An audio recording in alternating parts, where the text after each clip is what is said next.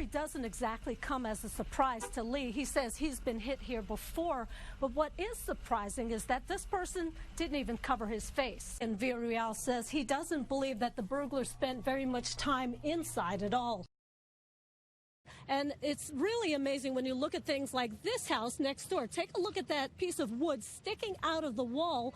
The woman who lives in this house said that she was sleeping in the bed just below that board. It came right through the wall, right over her head, and she just started praying. Let me show you the map, the current situation. This is the area that's affected, this northwest side of town. And as I checked in just a few minutes ago, it looks like it's now down to 2,425 customers.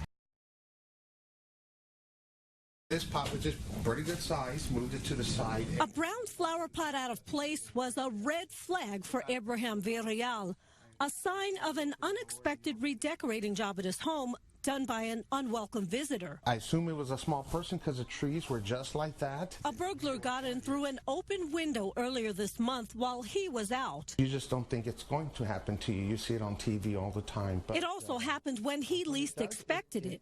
On a sunny Saturday morning. I'm more worried about the evening when I'm gone than during the day. Figures, though, show that's just when these criminals are busiest. 42% of all burglaries in Texas last year happened in daylight. Only about 10% ended with an arrest. And in each case, the crooks got away with about $2,500 worth of property. They took a Blu-ray player. Villarreal lost far less. The Blu-ray, a TV, and bottle of rum. Based on what was taken, Villarreal says he doesn't believe that the burglars spent very much time inside at all. He says it's possible they might have been frightened off for some reason. He also has been frightened into changing his ways. I think I'm a little bit more observant now when I leave, looking to see who's here and who's not here. He's also sure to close his windows to avoid opening a door to this type of crime.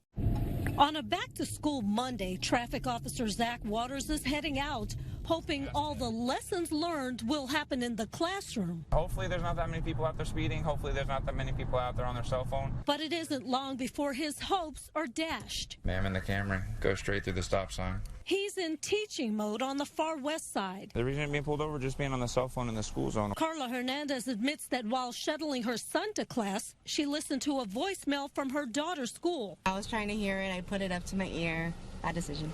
Did you forget? Yeah, honestly, I did. A warning and a lecture. It's a good trade, I think, in my opinion. She gets a stern reminder about the school zone rules, a message officers will be delivering all week long. See, like that guy right there? He's going to get a ticket. For failing to yield to a pedestrian, this driver will have to pay. I didn't know the crosswalk was there, so I do now. Once the crackdown is over and police are no longer out here in force, they hope that drivers will continue to keep what it says on those signs in mind, to hang up and slow down. To have that thought in their head, you know what, hey, maybe there might be an officer around that corner, or hey, maybe there might be an officer at that stop sign. After today, some people say they won't soon forget. Katrina Weber, KSAT 12 News. As the sun sets on a Tuesday evening, Sunday morning sounds rock this holy house. People want to come together and have a common goal, and that's urban gospel music. Come together they did through a dream Dr. James Wilcox Jr. had 2 years ago. He wanted to start a choir, and he asked me would I take the journey with him, and I told him absolutely. With help from others, his dream finally began playing out earlier this year. The San Antonio Mass Choir, now 65 voices strong.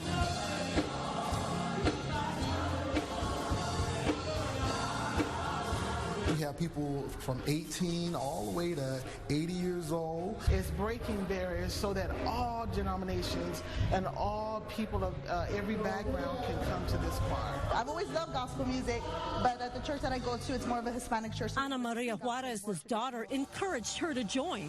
Now she's encouraging others. Just through song, so much can happen. You can touch someone's soul, someone's heart, someone's mind. This choir is doing more than just making a joyful noise. They're also starting to make some noise on the local gospel music scene. And in keeping with the no boundaries policy, Wilcox says things won't end there. We plan to put San Antonio on the map when it comes to gospel. Austin has had their chance, and Houston has had their chance, so now it's San Antonio's time. Katrina Weber, KSAT 12 News.